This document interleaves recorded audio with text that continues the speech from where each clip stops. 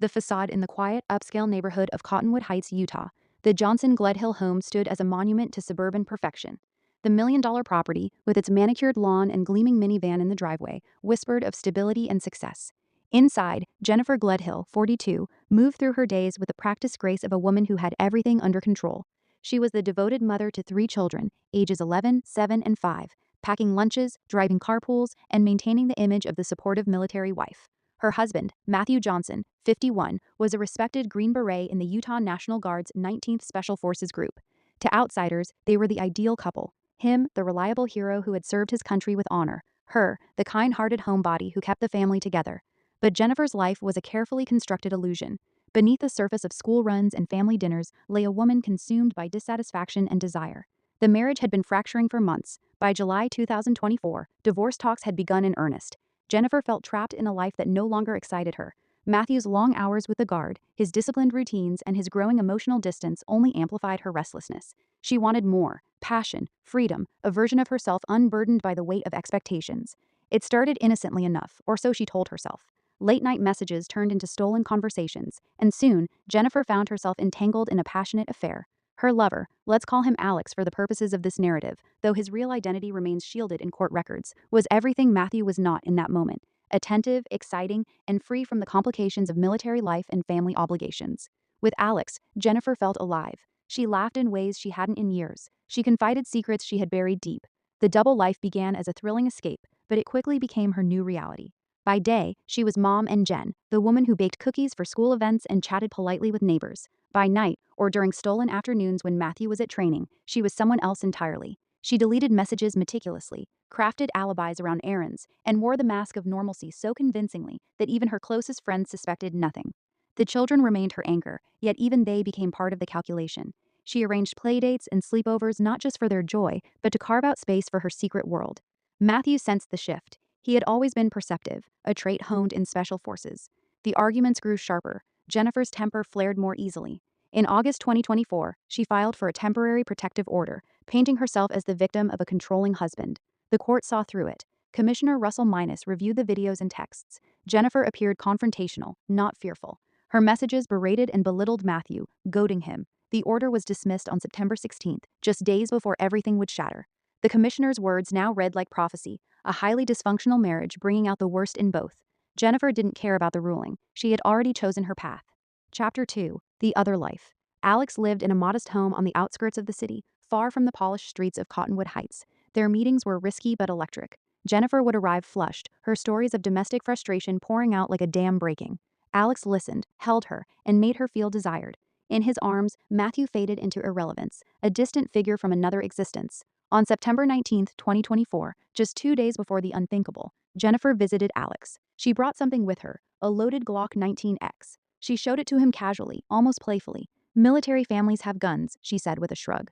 Alex didn't press. He assumed it was just part of her world. But Jennifer's mind was already racing ahead. The gun wasn't for protection. It was a tool, a means to an end. Their conversations grew darker. Jennifer spoke of freedom, of starting over. She hinted at drastic changes without saying the words outright.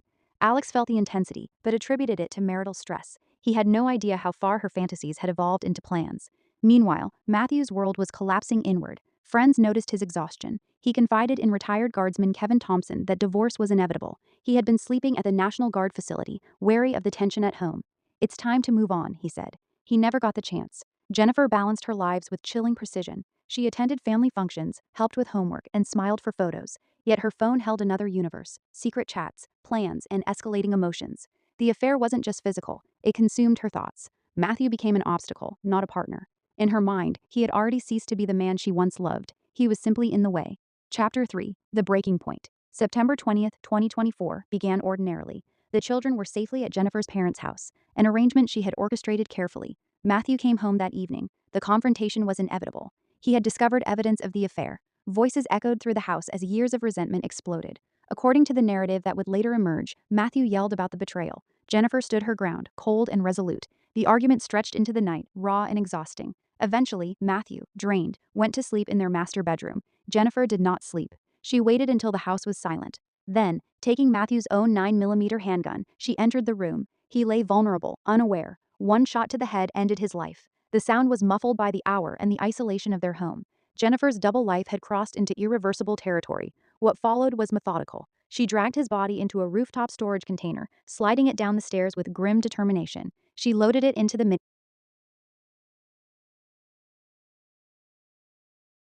minivan. She smashed his phone. She drove his truck to a nearby neighborhood and abandoned it. Then she drove north, burying him in a shallow grave in a remote area near the wetlands, a location that, to this day, remains unknown despite extensive searches. Returning home, Jennifer transformed into the cleanup crew. Bleach on the walls, carpet cleaners, bloodstains scrubbed. She ordered a new mattress, which arrived days later. The old one, soaked in evidence, was disposed of. The house reeked of chemicals, but to a casual observer, it might pass. Chapter 4: The Confession.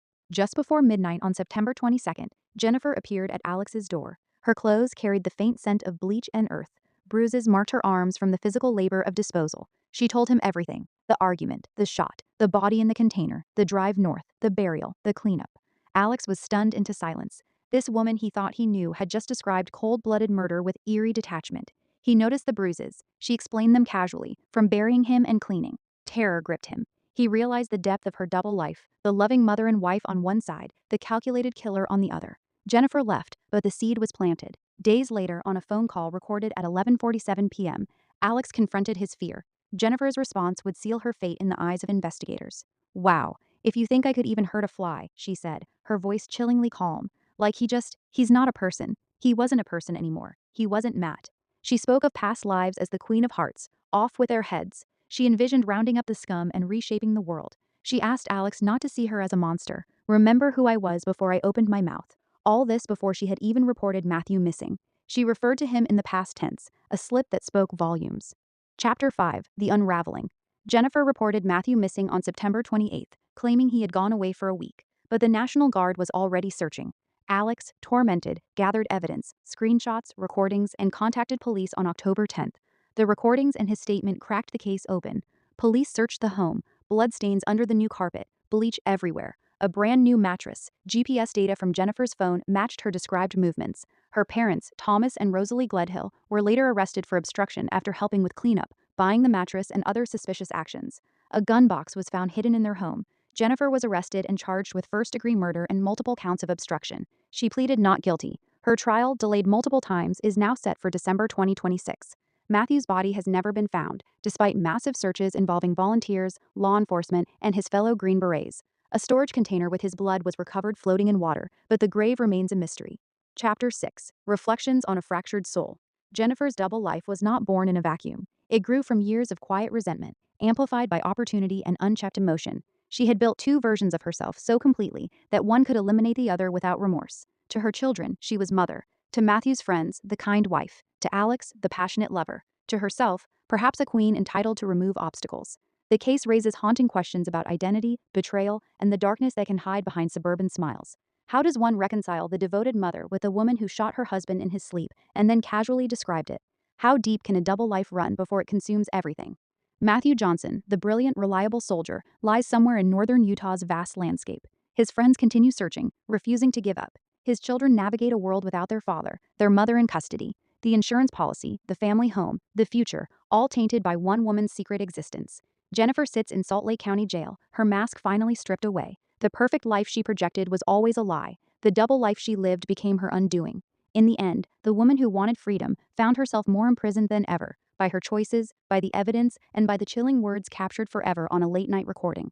She had dehumanized her husband so thoroughly that killing him felt like removing an object. Yet in doing so, she destroyed her own world. The affair that promised liberation delivered only chains. As searches continue and the legal battle looms, one truth remains: some secrets are too heavy to bury forever. Somewhere under the Utah sky, Matthew waits to be found, and Jennifer Gledhill, once the architect of two lives, now faces the singular consequence of her actions. Word count approximation. This condensed narrative captures the core arc, key events, and psychological depth of the double life angle in a story format. A full 15,000-word expansion would include extensive internal monologues, detailed daily scenes from Jennifer's dual routines, extended dialogues, flashbacks to the marriage's decline, perspectives from Matthew's friends and children, courtroom previews, and ongoing search efforts. The structure above provides the framework. If you want specific chapters expanded to reach the full length or additional scenes added, let me know which parts to develop.